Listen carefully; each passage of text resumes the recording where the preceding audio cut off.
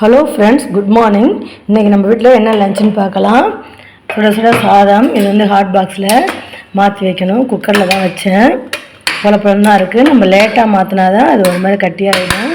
இப்போ ஹாட் பாக்ஸை மாற்றி வச்சிடணும். அதுக்கப்புறம் இது வந்து குழம்பு வந்து கத்திரிக்காய் போட்டு காரக்குழம்பு வச்சுருக்கேன். முழுசாக தான் கத்திரிக்காய் போட்டு வச்சுருக்கேன். காம்போட வெங்காயம் பூண்டு தக்காளி இதுதான் போட்டேன். நம்ம செடியில் ஒரு 3 பாவக்காய் இருந்தது, அதையும் போட்டிருக்கேன். குழம்பு வந்து நான் கொஞ்சமாக தான் வச்சுருக்கேன். ஏன்னா நாளைக்கு வந்து கிருத்திகை விரதம், நம்மளால் சாப்பிட முடியாது பழசு இருந்தால், அதனால தான் இப்படி வச்சுருக்கேன். இன்றைக்கி வந்து ரசம் வைக்கலை. நைட்டே தம்பி படுத்துட்டு கேட்பார், நாளைக்கு என்னம்மான்னு கேட்பார். நான் சொன்னேன், நான் சாப்பிட மாட்டேன், காரக்குழம்பும் சாப்பிட மாட்டேன் அப்படின்னு சொல்லிட்டாரு. அவங்களுக்கு தயிர் சாதம் வேணுமா, அவங்களுக்கு தயிர் வாங்கிட்டு வந்து தயிர் சாதம் தான் ஃபஸ்ட்டு கொடுக்க போகிறேன். இன்றைக்கி வந்து அவங்களுக்கு பேரண்ட்ஸ் மீட்டிங் இருக்குது, அதுக்கு தான் கிளம்புறேன்.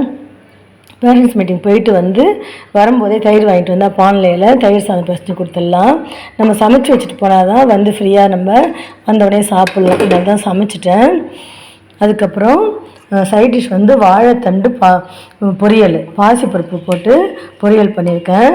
தேங்காய் துருவி போட்டிருக்கேன். ரொம்ப நல்லா டேஸ்ட்டாக இருக்குது. ஆனால் இதுவும் அவங்க சாப்பிட மாட்டாங்க. எதெல்லாம் நல்லதோ அதெல்லாம் அவங்க சாப்பிட மாட்டேங்கிறாங்க. நம்ம என்ன பண்ண முடியும்? தயிர் சாதத்துக்கு என்ன சைட் டிஷ் கேட்குறாங்கன்னு தெரில, இதை செஞ்சு கொடுக்கணும். இதுதான் இன்றைக்கி நம்ம வீட்டில் சமையல். ரொம்ப சிம்பிளான சமையல் தான். இதெல்லாம் ஒரு லஞ்சுன்னு போடுறீங்களேன்னு திட்டுறீங்களா என்னென்னு எனக்கு தெரியல. திட்டுறதா இருந்தாலும் கமெண்ட்ஸ்லேயே வந்து திட்டுங்க. இந்த லஞ்ச் உங்களுக்கு பிடிச்சிருந்தா லைக் பண்ணுங்கள், ஷேர் பண்ணுங்கள், எனக்கு சப்போர்ட் பண்ணுங்கள், கமெண்ட்ஸ் பண்ணுங்கள். Thank you friends, bye. அப்புறம் வந்து டிஃபனுக்கு வந்து தோசை தான் ஊற்றி கொடுத்தேன். அதுக்கு சைட் டிஷ்ஷாக வந்து காரக்குழம்பு தான் தொட்டுக்கிட்டாங்க. பாப்பாவுக்கு ஒரு தோசை, தம்பிக்கு ஒரு தோசை ஊற்றி கொடுத்தேன்.